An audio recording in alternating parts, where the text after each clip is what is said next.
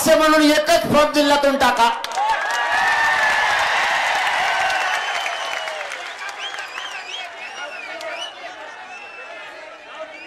तो निर्णय तुम्ही घ्यायचा, मी घेणार नाही. कोण द्यायचा, काय करायचं, किंवा याला दुसरा पर्याय आणखीन एक. ही झाला एक पर्याय. याला आणखीन एक पर्याय, आपलं लोकसभा वाचून काय गुतलं नाही, तिथे कोणी ऐकून घेत नाही. दुसरा पर्याय सांगतो, तिथे कोणी गेलीच नाही. खूप खासदार गेले आपले तिथं, तिथं बोलून सुद्धा देत नाही. एक खासदार तर असा आहे, ते 2 वर्ष झटला पण मोदी साहेबांची त्याची भेटच नाही झाली. अर्ध देव बेजार होता देव, माझे एक भेट घडून द्या म्हणून. सत्य सांगतोय, आपलं आरक्षण तिथं नाही, लोकांचं म्हणणं आहे. लोकसभेत आपला आवाज गेला पाहिजे असं लोकांचं म्हणणं आहे. आपल्या तिथं आवाज जाऊन, माझं मत आहे, तुम्हाला एक पर्याय सांगितला, आता दुसरा सांगतोय. तिथं आवाज जाऊन काही उपयोग नाही. घेण्या देण्याची आपली शक्ती वायाला जाईल आणि मराठ्यांचे हार होईल असं नको. मग याला एक दुसरा पर्याय आहे. तुम्हाला दोन्ही पैकी एक कोणता घ्यायचा आहे बघा. आपण अर्ज न भरता मराठा समाजानं कोणत्याही पक्षाचा असो त्याच्याकडून लिहून घ्यायचं, सगळ्या सोयऱ्यांच्या बद्दल अंमलबजावणीसाठी तू आवाज उठवणार का, त्याच्याकडून बॉन्डवर लिहून घ्यायचं आणि त्याला पाठिंबा द्यायचा. मग पक्ष कोणताही असो, आपल्याला पक्षाचा भेद नको, कारण आपल्याला डाग लागायचं काम नको. हे नकोच का, जाऊन द्या, काय मग टाका काढू, मग काढून टाका.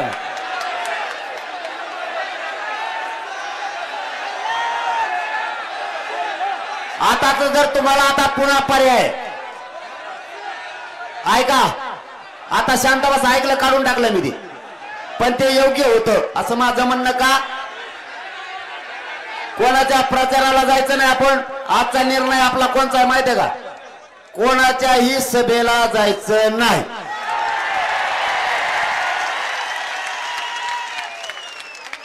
आपलं घर आपण सोडायचं नाही.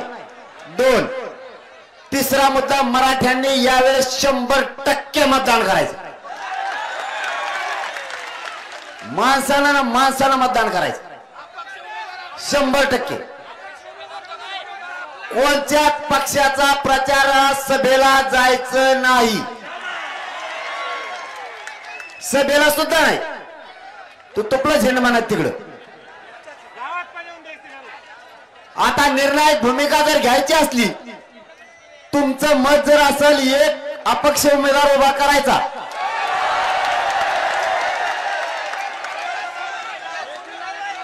आणि मराठ्यांची शक्ती दाखवायची, तर याच्यात एक बदल करावा लागणार आहे.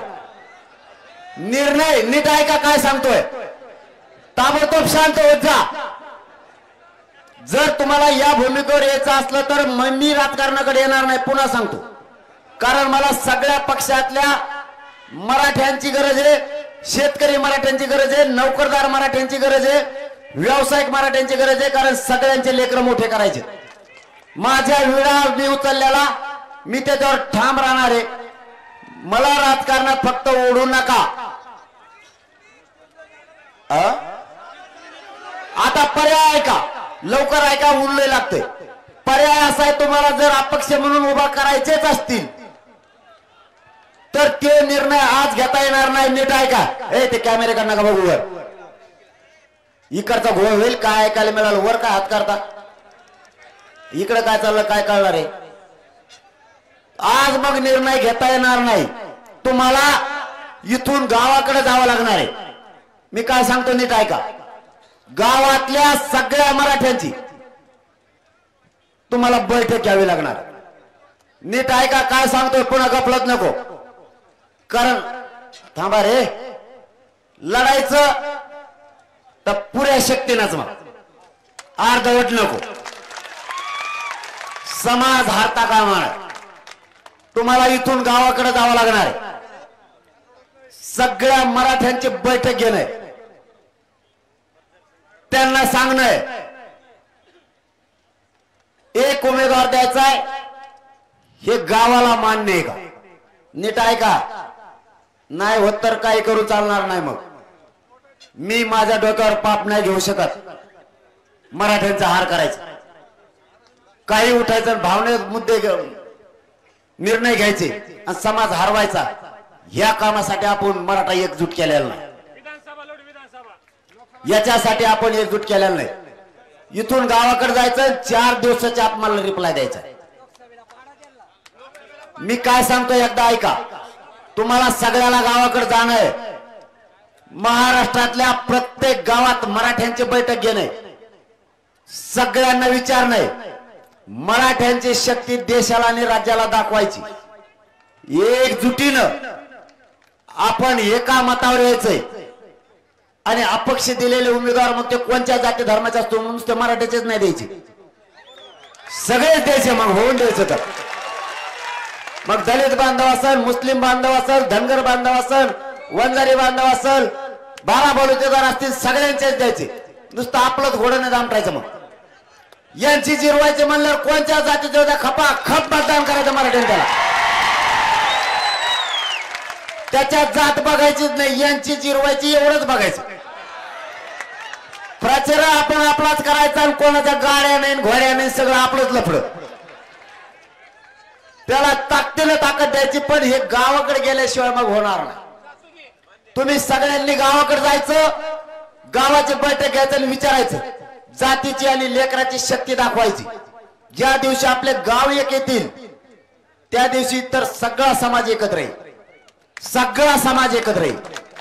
हे मी तुम्हाला आजच 4 जातींचं मोठ्याला आजच या व्यासपीठावर खात्रीने सांगतो. जर मराठ्यांनी निर्णय अपक्ष म्हणून घेतला, 4 जाती आता ताकदीने उभा राहायला तयार आहेत आणि 4 जाती उभा राहिले तर बाकीचे डिपॉझिटच जात असते.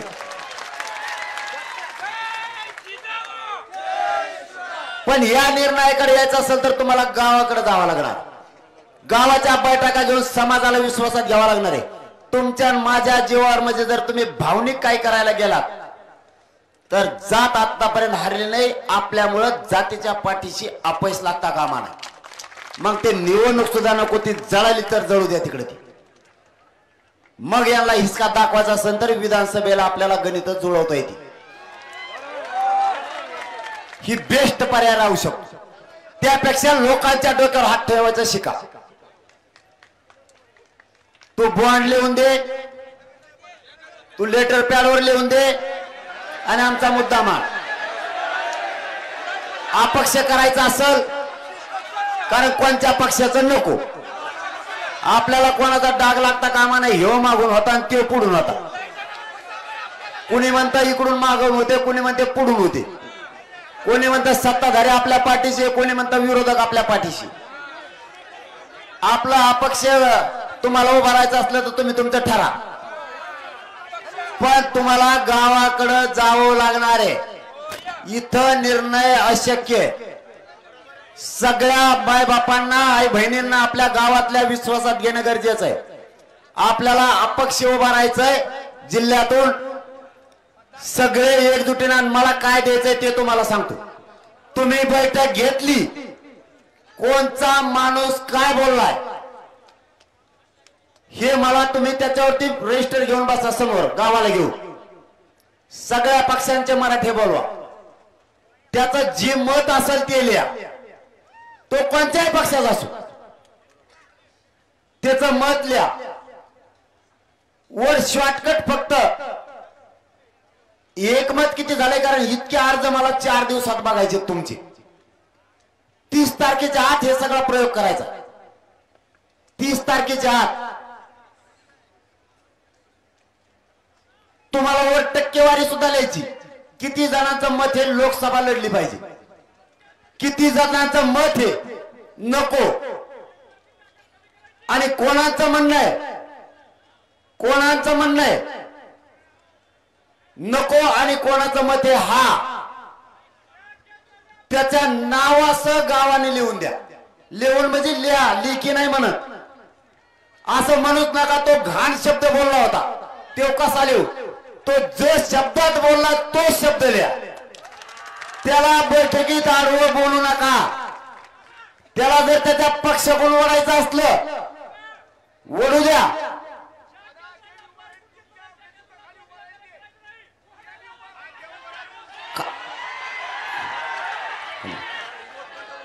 खाली स्पष्ट सांगतोय ते ऐका अगोदर, कारण लोक उडत चालतायत.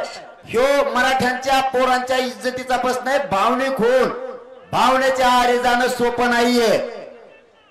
फक्त आता लक्षात ठेवा, जर मराठ्यांना अपक्ष म्हणून लढायचं असलंच तर सगळ्यांनी आपल्या गावाकडे जाऊन गावकऱ्यांच्या बैठका याला पूर्व तयारी म्हणते.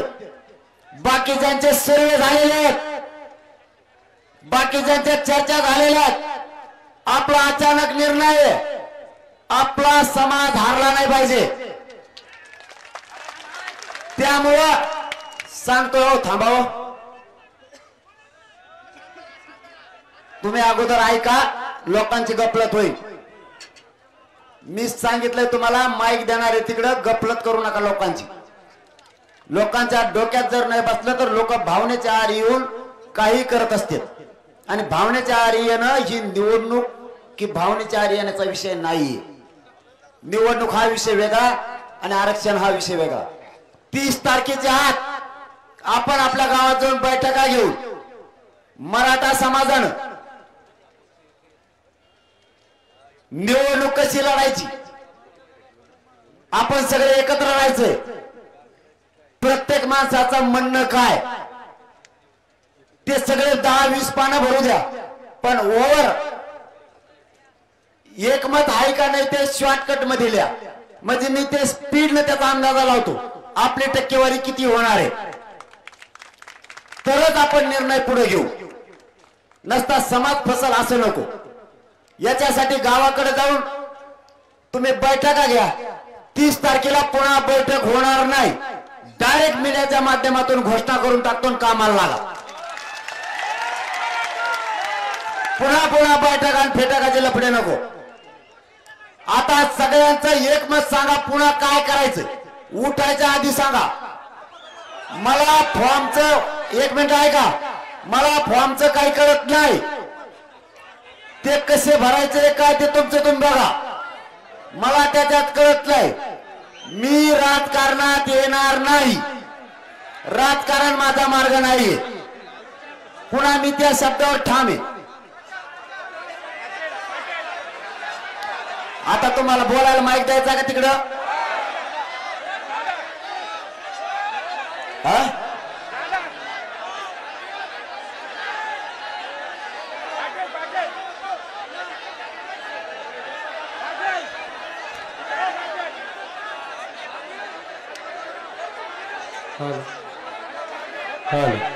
माझं तर मतच आहे स्पष्ट.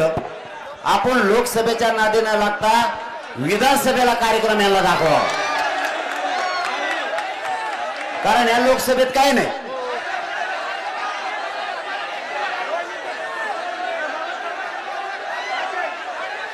इतके एकदा बोल लागलं काय करणार आहे.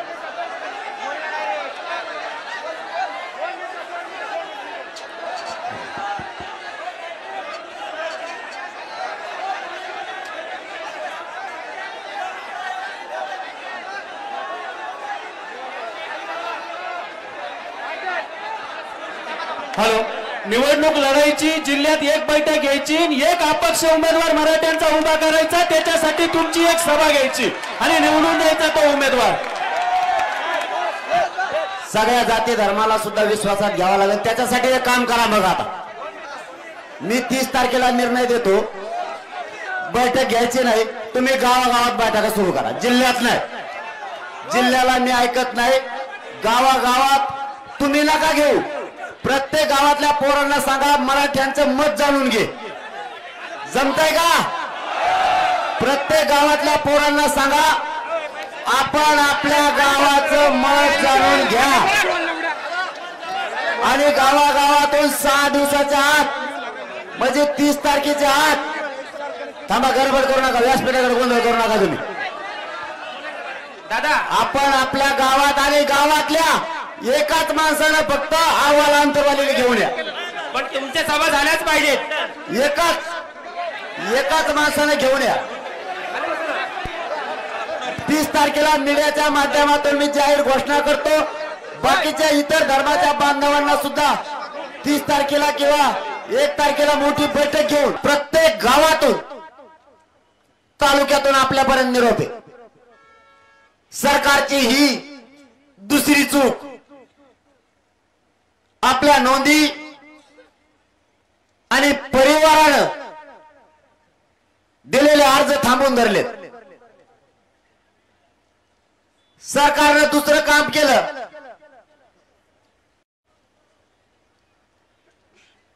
तहसील स्तरावर समित्या गठीत केल्या,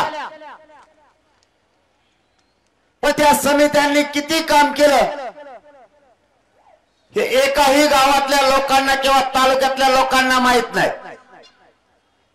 तहसीलदार यांच्या अध्यक्षतेखाली त्या समित्या गठीत केल्या. लोकांना विश्वासात घेऊन काम केलं जात नाही. मराठ्यांना वेड्यात काढण्यासाठी फक्त त्या समित्या स्थापन केल्यात, रेकॉर्ड तपासलेला नाही. सरकारने गुन्हे मागे घेऊ म्हणले, तेही केलं नाही. उलट आज गावागावात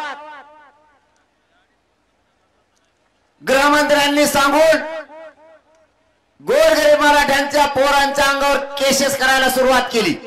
का? तर मराठ्यांनी आंदोलनापासून लांब जावं म्हणून. फडणवीस साहेब जर तुम्हाला अंतरवालीकडे दिसत असलं, थोडं वळून बघा. तुम्ही जितके गुन्हे दाखल केले तितक्या ताकदीने मराठा समाज उसळून निघालाय.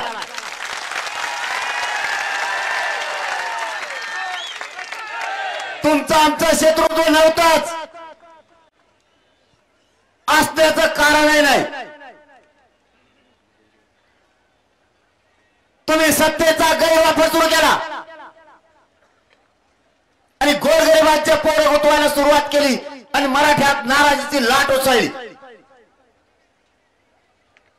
5 महिन्यापूर्वी 4 महिन्यापूर्वी आपण केलेले आंदोलन त्याचे गुन्हे आत्ता दाखल करायला सुरुवात केली. मग त्यावेळेस का तुम्ही झोपले होते का? त्याच वेळेस तुम्ही ते गुन्हे दाखल करायला पाहिजे होते. आता करणं म्हणजे तुम्ही हा बलाढ्य राज्यात असणारा मराठा समाज याच्यावरती दहशत आणि दडपशाही निर्माण करायचं काम करायला लागले. आतापर्यंत इतिहास चालून बघा, मराठ्यांना दडपण्याची शक्ती या देशात आणि जगात कोणालाच नाही.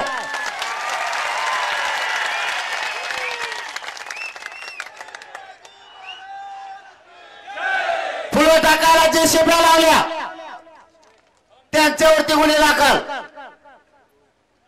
त्यांना दंड देणं सुरू केलं 70-80 हजार. तुम्हाला जर त्यांचा टॅक्स भरलेला वसूल करायचा होता तर तुम्ही अगोदरच्या सालात झोपले होते का?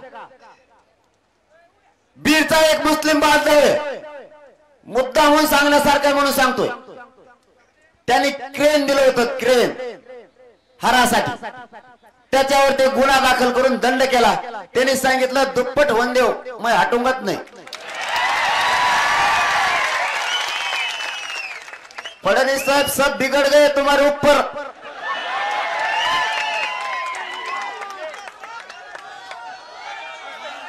तुम्हें नुसते बड़े बड़े दिखते, सबके सब गए तुम्हारे पीछे से, मागून पुढे गए. घ्यायला पुढे कुठून आता आणि माया नादी लागायला निघाले. याला गुता म्हणते. काय गुती तर मला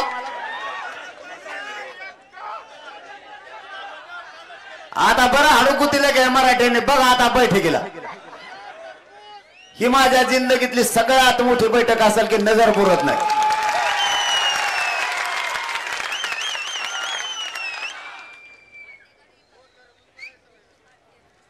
ज्या पोरांनी ट्रॅक्टर लावले त्यावर गुन्हे, राजीनावर सुद्धा गुन्हे.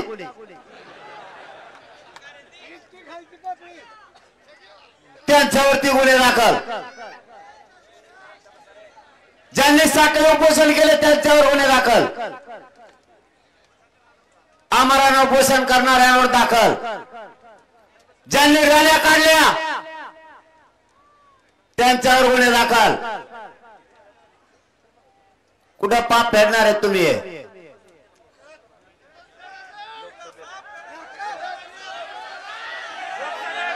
एवढी समाजाची नाराजी अंगावर ओढून घेण्याची मुख्यमंत्री साहेबांनी फडणवीस साहेबांना काहीच गरज नव्हती. काहीच गरज नव्हती. या समाजानं पिढ्यानं पिढ्या तुमच्या अंगावरती गुलाल टाकलाय. सगळ्या पक्षातले मराठी स्वतःच्या लेकरासाठी एकत्र आले, मग तो विरोधी असो किंवा सत्ताधारी असो.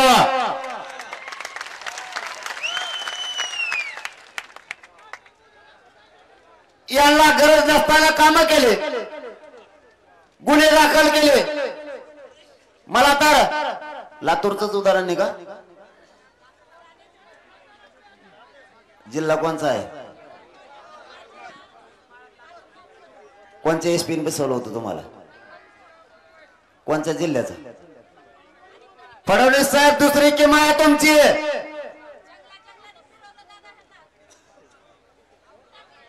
महिलांना तुमचे यवतमाळचे एसपी साहेब सुद्धा बसून ठेवायला लागलेत. आंतरवालीच्या बैठकीला जाऊ नका.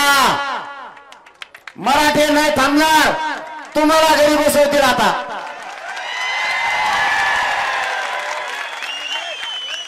मी भावनेच्या आरेवरून बोलत नाही. राजकारण माझा मार्ग नाहीये. मी जेलचा विश्वास ठेवतो आणि गोरगरीब मराठ्यांना मोठं करतो. तुम्ही हा अन्याय मराठा समाजावरती करणार असाल, स्वतःच्या आई बहिणीबद्दल जितकी माया येते तितकीच लोकांच्या आई बहिणीबद्दल तुम्हाला माया यायला पाहिजे होती.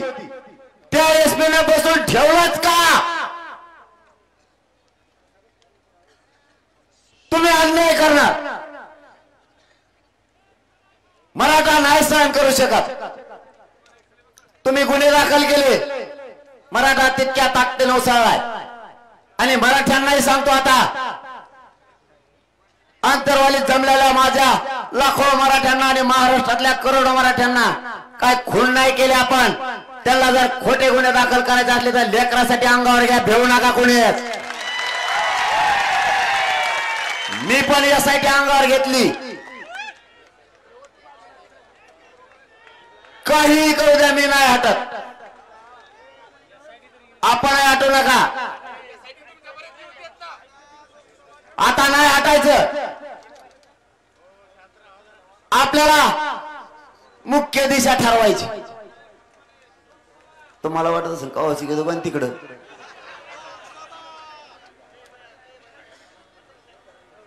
पर्यायानं मराठ्यांना नाविलाज झाला आणि जे करायचं नाही ते करायची वेळ सरकारनं मराठ्यांवरती आणली.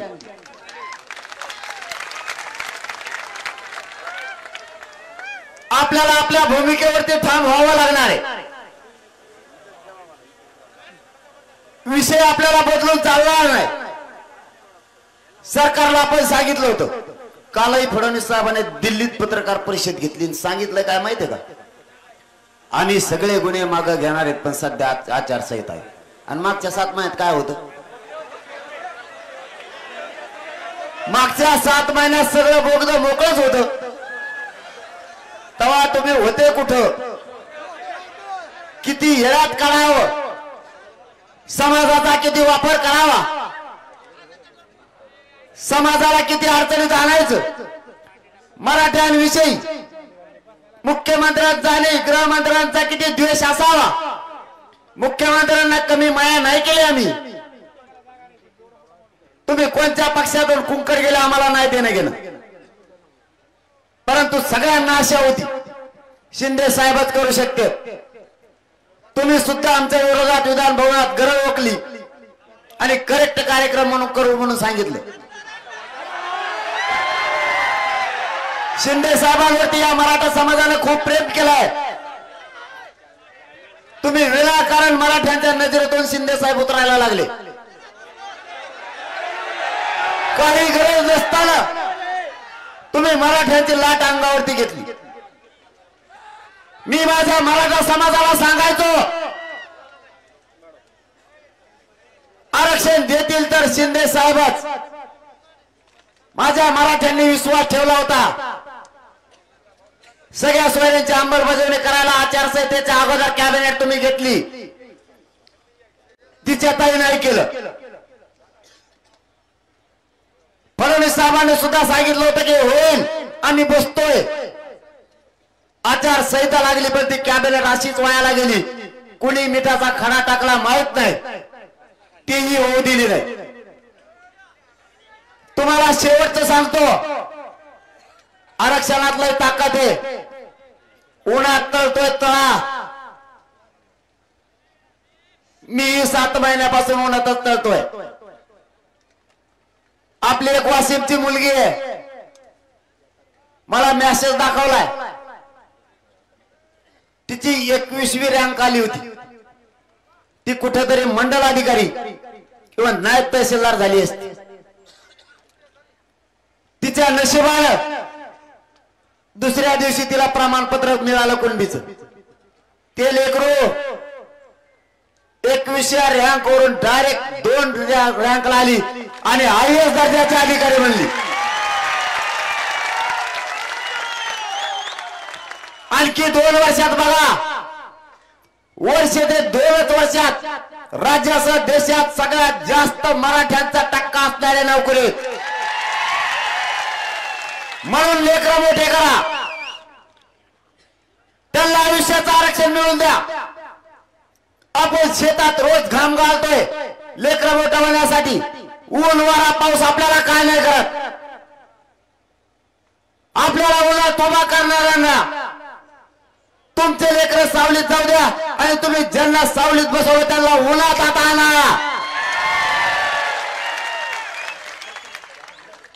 आपल्याला कष्टाचे भोग भोगावे लागणार आहे. चिखल माती आपल्याला तोडावे लागणार आहे. सगळं अन्याय सहन करावा लागणार आहे, तरच आपले लेकरं मोठे होणार आहे. मी व्यासपीठावर बोलत असताना मला आजूबाजूला दिसतंय तुम्हाला न्याय उभा राहायला जागा. तुमचा जीवनाने कासावीस होतोय, पण लेकराच्याही काळजाला एखाद्या हात घालून बघा. या राज्यकर्त्यांमुळे आपले लेकरं आरक्षणामुळे टाळू फोडायला लागले, आक्रोश करायला लागले. मिळेल तिथं उभा राहा. जागा पूर्ण फुल झाली, पण पर्यायी आपल्या पुढे काही नाही. सरकारला धोरणावर आणायचं असेल तर सगळी शक्तीचा वापर आपल्याला आता करावा लागणार आहे. आपण काय नाही करून आपल्यावर गुन्हे, गोरगरिबांचे लेकरं गुंतवायला लागले आणि फडणवीस साहेबांनी 10% आरक्षण दिलं. जे आरक्षणाचा उपयोग या नोकर भरतीत करता येत नाही. माईक बंद पडला काय? आवाज येत नाही?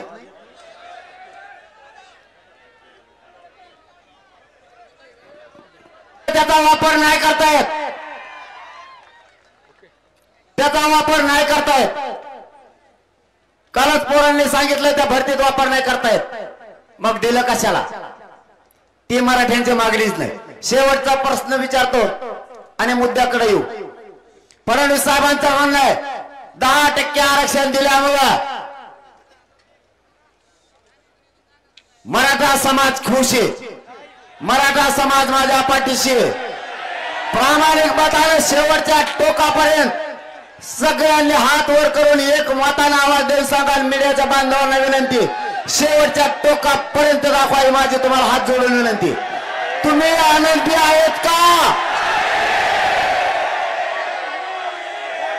मीडियाच्या बांधवांना विनंती आहे, शेवटच्या बाजाच्या टोकापर्यंत लोकांच्या हातावर आहेत. पाठीमागच्या ग्राउंडवर उभा असणारे दिसत नाहीत तरी त्यांच्या हातावर आहेत. मराठा समाज खुश नाही. आम्हाला 10% आरक्षण नकोय आणि ते द्यायचंच असेल तर 50%च्या आत घ्या. ओबीसी आरक्षणात घ्या तरच मराठा घेतो, नाही तर नाही घेत. सगळ्या सोयऱ्यांची अंमलबजावणी केल्याच्या नंतर ती टिकवण्याची जबाबदारी सुद्धा सरकारचीच आहे. सगळ्या सोयऱ्यांचा शब्द घेताना सरकारनं जेच पाठवले होते न्यायाधीश, त्यांनी काढलेला हा शब्द आहे. मराठ्यांना लक्षात ठेवा, हा शब्द न्यायाधीशांनी काढलेला हा शब्द आहे. सगळे सोयऱ्यांच्या माध्यमातून नोंदी नसलेल्या माणसाला नोंदी मिळालेल्या मराठ्यांच्या नोंदीच्या आधारावर सगळ्या सोयऱ्यांना द्यायचं. व्याख्या आपल्या व्याख्यासह घ्यायचं ठरलेलं आहे. आपली व्याख्या आणखीन त्यांनी घेतलेली नाही. त्यांच्याच व्याख्येप्रमाणे ते चालतायत. तज्ञ पण होते, अभ्यासक पण होते. आता सगळ्या सोयऱ्यांची अंमलबजावणी आचारसंहितेपर्यंत होत नाही हे गावखेड्यातल्या पासून माझ्या अडाणी मराठा बांधवांना सुद्धा कळतंय. आता तुम्ही देणारच नाही, मग आता कायद्याने खेटायचं तुम्ही आम्हाला ठरवलंय. तुम्ही करायला तर आमच्यावरती गुन्हे, म्हणून मराठ्यांनी ठरवलं आता कायद्यानेच खेटायचं. आता सरळ माझं तुम्हाला एक म्हणणं याने आव्हान आहे. राजकारण माझा मार्ग नाही, मला राजकारणाकडे ओढू नका.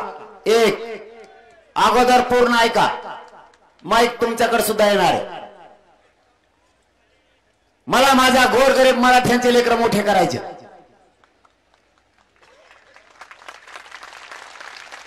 राजकारण माझा मार्ग नाही, मला त्याच्यातलं कळत नाही. माझा जन आंदोलनावर विश्वास आहे. मी राजकारणात असो अथवा नसो, मराठा समाजाच्या पाठीपासून मी 7 महिने झाले एक इंचही हटलेलो नाही आणि पुढच्या आयुष्यात सुद्धा हटणार नाही.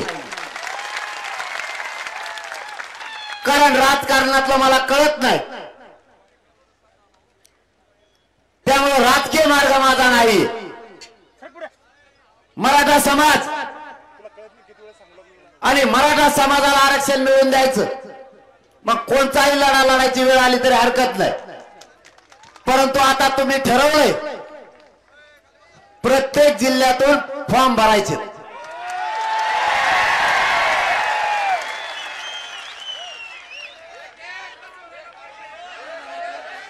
आता त्याचे परिणाम एक 10 मिनिटं शांत चित्ताने ऐका. माईक तुमच्याकडे सुद्धा येणार आहे. सगळ्यांनी ठरवलंय, मी नाही, मला माहित नाही, हा निर्णय माझा नाही. मराठा समाजाने निर्णय घेतलेला आहे. मराठा समाज माझा मालक आहे. मी मराठा समाजाचा मालक नाहीये, मुलगा म्हणून काम करतोय आणि आयुष्यभर इमानदारीनं करणारे. पण विषय येतात आता 2. जर इतके फॉर्म भरले, आपणच अडचणीत येण्याची शक्यता आहे.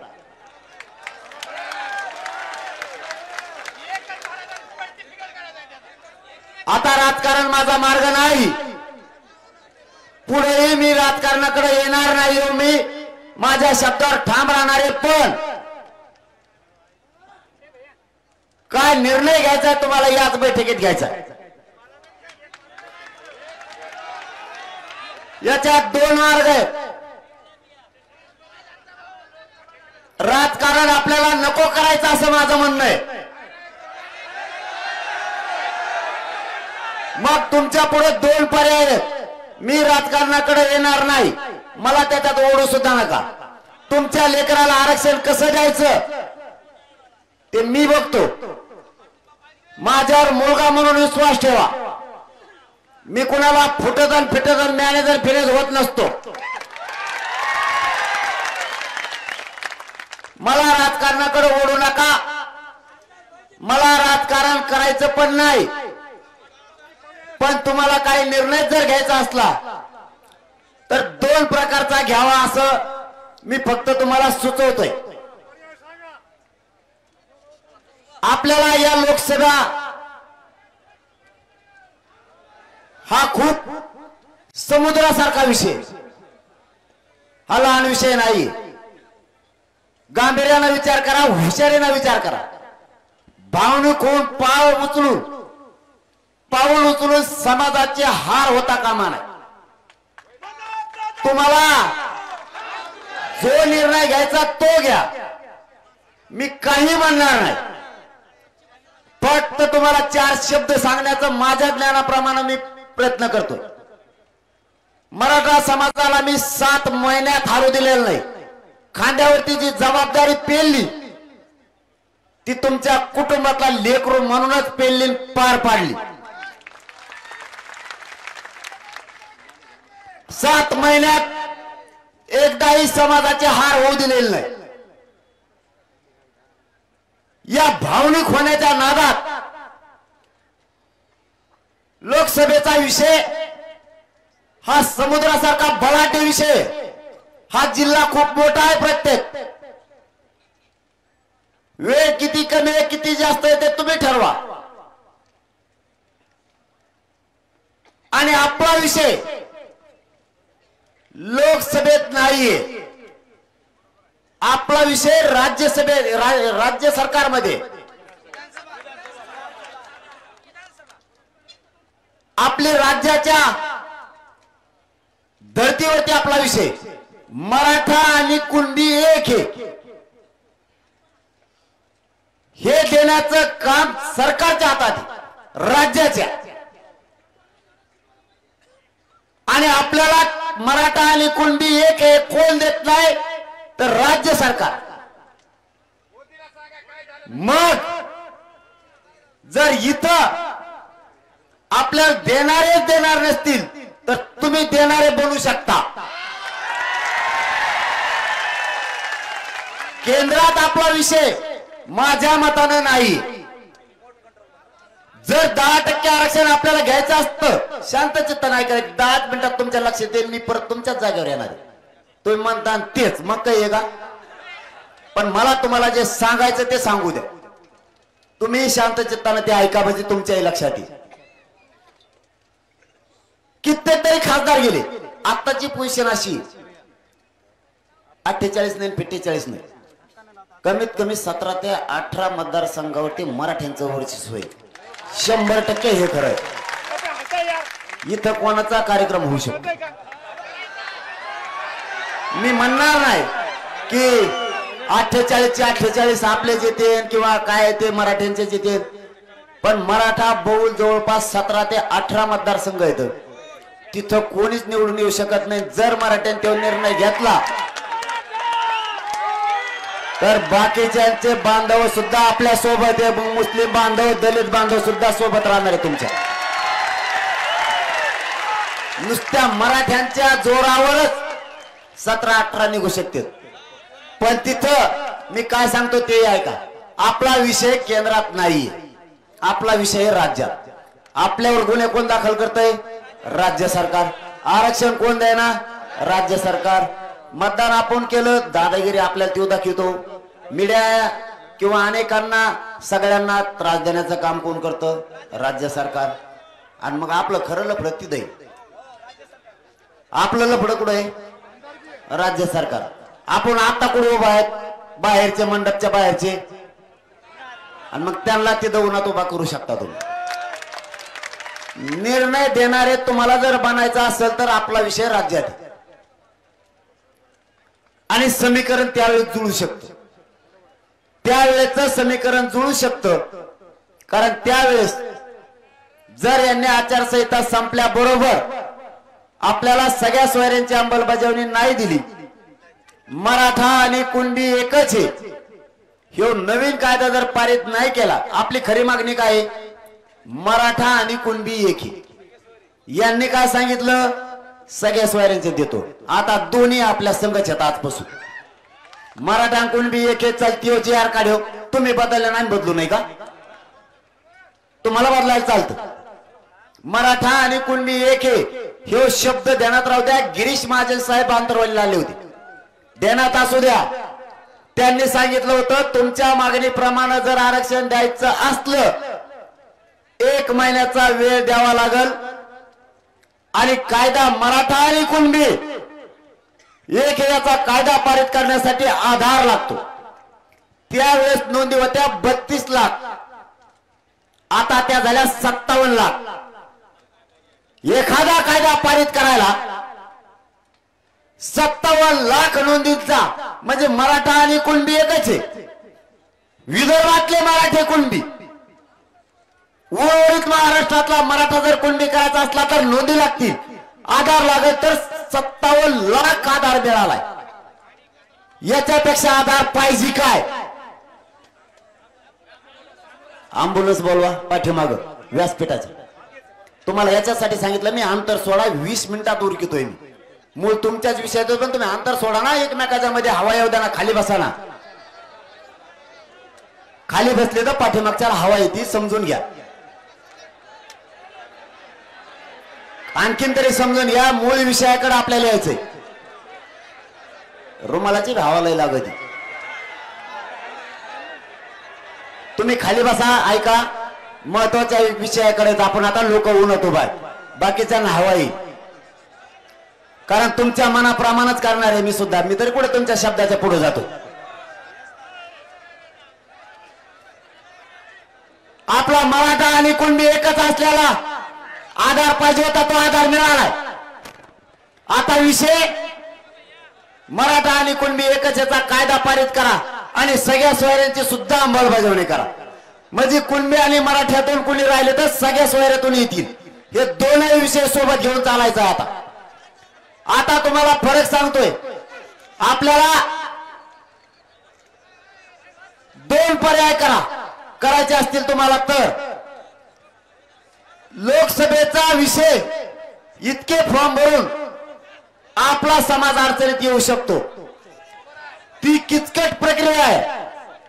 कोणाचे फॉर्म उडतील, कोणाचे राहतील. जाणून बुजून सरकार उडवल, पुन्हा समाज अडचणीत येईल. आणि जर सगळे फॉर्म भरतच राहिला तर मतदान आपलं मत विखुरले जातील.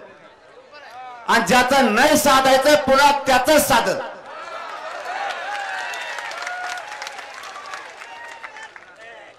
एक पर्याय करा, कारण आपलं लोकसभेत काही नाहीये.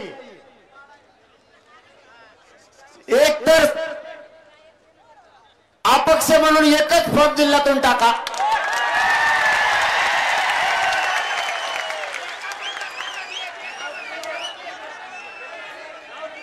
तो निर्णय तुम्ही घ्यायचा, मी घेणार नाही. कोण द्यायचा, काय करायचा, किंवा याला दुसरा पर्याय आणखी एक. ही झाला एक पर्याय. याला आणखी एक पर्याय. आपलं लोकसभे वाचून काय गुंतलं नाही, तिथे कोणी ऐकून घेत नाही. दुसरा पर्याय सांगतो, तिथे कोणी गेलीच नाही. खूप खासदार गेले आपले तिथं बोलून सुद्धा देत नाही. एक खासदार तर असा आहे, ते 2 वर्ष झटला पण मोदी साहेबांची त्याची भेटच नाही झाली. अर्ध देव बेजार होता देव. माझे एक भेट घडून द्या म्हणून. सत्य सांगतोय.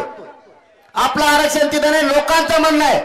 लोकसभेत आपला आवाज गेला पाहिजे असं लोकांचं म्हणणं आहे. आपल्या तिथं आवाज जाऊन माझं मत आहे. तुम्हाला एक पर्याय सांगितला, तर दुसरा सांगतोय. तिथं आवाज जाऊन काही उपयोग नाही. घेण्या देण्याची आपली शक्ती वायाला जाईल आणि मराठ्यांचे हार होईल असं नको. मग याला एक दुसरा पर्याय आहे. तुम्हाला दोन्ही पैकी एक कोणता घ्यायचा आहे बघा.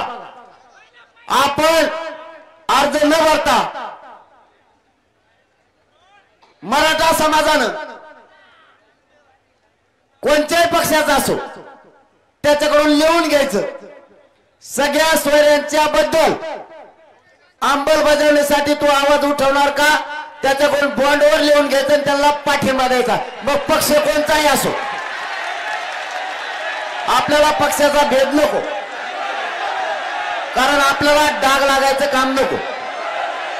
हे नकोच का? जाऊन द्या, काय मग टाका काढू, मग काढून टाका.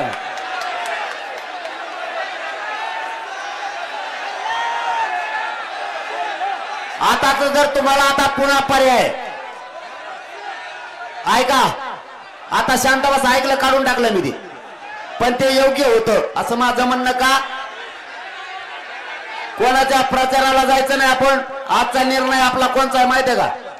कोणाच्याही सभेला जायचं नाही.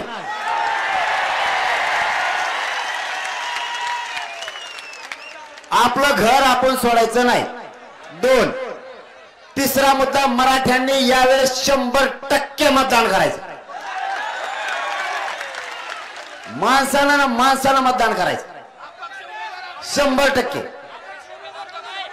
कोणत्याच पक्षाचा प्रचार सभेला जायचं नाही, सभेला सुद्धा नाही. तू तुपलं झेंड म्हणत तिकडं. आता निर्णायक भूमिका जर घ्यायची असली, तुमचं मत जर असेल एक अपक्ष उमेदवार उभा करायचा,